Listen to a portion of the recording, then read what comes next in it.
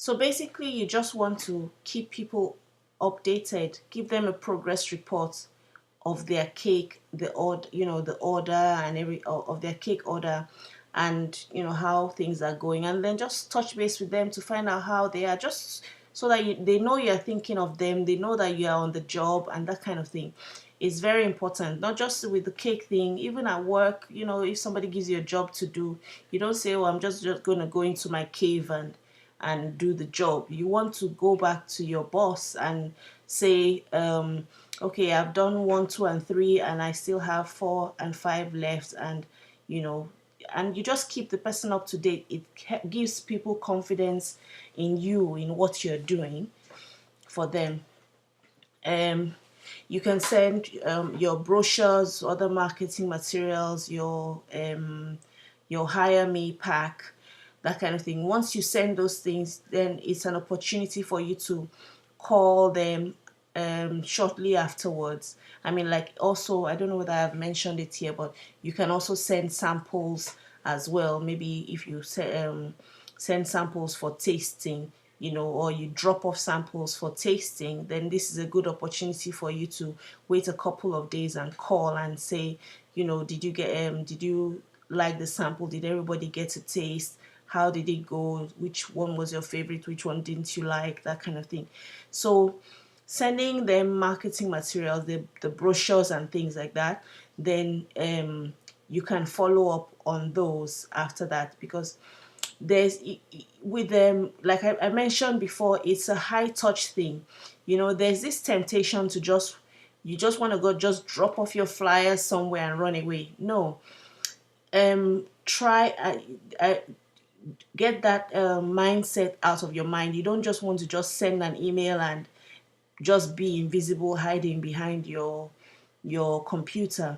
You want to actually try and do as much face-to-face follow-up, as much over the phone follow-up, as much create as much opportunity for people to hear from you in a very real way. you know Once you've done the ones face to face, then you can then support that with social media, where you see the same people on social media, and then you can leave comments, you can like, you can send messages on social media, and kind of develop relationships in that way as well. Like I mentioned before, the more times they hear from you, the more memorable you become. And do not even be afraid of, oh, I'm going to annoy them or everything. You're not talking about like calling them every single day.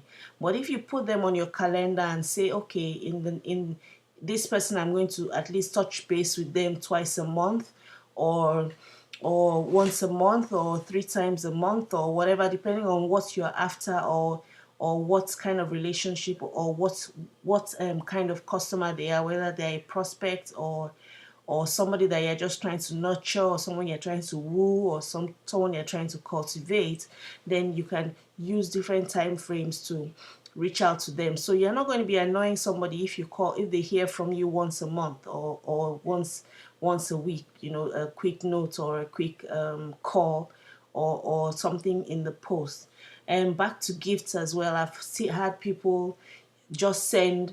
I've heard about people, rather, who send just little gifts. It doesn't have to be a big thing, but it might just be some fun thing, if you know that they like some particular thing. Like the other day, I saw some key holders that were shaped as a shoe. If you had a shoe, someone that knew had really had loved shoes, you could send them a little key holder, and, oh, I just saw this and I thought about you, and here's, I hope you have a nice day, kind of thing. Other things you could do in your follow-up actions, it would be to call and ask for referrals, or to visit or write or whatever and ask for referrals. And generally, um acts of kindness. And then also, I don't know whether I've mentioned this before, but remembering their important events. is very important. So those are great opportunities for you to follow up with people. So a friend of mine, her son's just gone into university, so that's an important event. If somebody is traveling, that's an important event. If a child is going from one class to the other, that's an important event.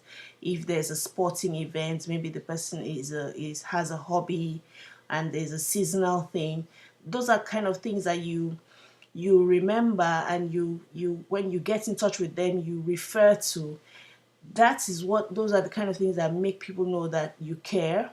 Because at the end of the day, even though we're here, talking is a computer and all those kind of things, at the end of the day, it's all about relationships. And most of us know about relationships. We know how to do all these things that I'm talking about, but with the people that we know and love. So it's just a case of extending those same acts of kindness, those same acts of love, those same acts of thoughtfulness to your customer. Pay attention to them, not just as somebody who is going to pay you money for something, but as a real person that has needs, whether you meet them online or offline. But they're a real person. They do have needs, and and they do have their own goals and their dreams and their desires and the things that keep them up at night and that kind of thing. And if you can just be that person that just makes their day better or their life better, or in any little way that you can, then by all means do that. And you're not doing that because you're trying to get something from them, but it all these things kind of add up. They add up, they kind of build up and add up, and then you benefit from it in the long run. So it's a reputation building exercise as well. So when you think, oh, I'm going to follow up, you might have to follow up with somebody. Like I mentioned the story about sending 200 emails. It might take several touches before somebody actually comes through and buys from you or gives you a referral or pays attention to you in any way that is significant. But then you are building that reputation, you are building that trust. So I mean, it's like the thing about trust. Some people, it takes you a long time to trust them. Some people, it takes a shorter time for them to trust you. So it's the same with this. So you just want to be consistent with this, you want to be faithful with this, and you want to just keep it going, for different people in different ways, and you will begin to see the benefits of it. And just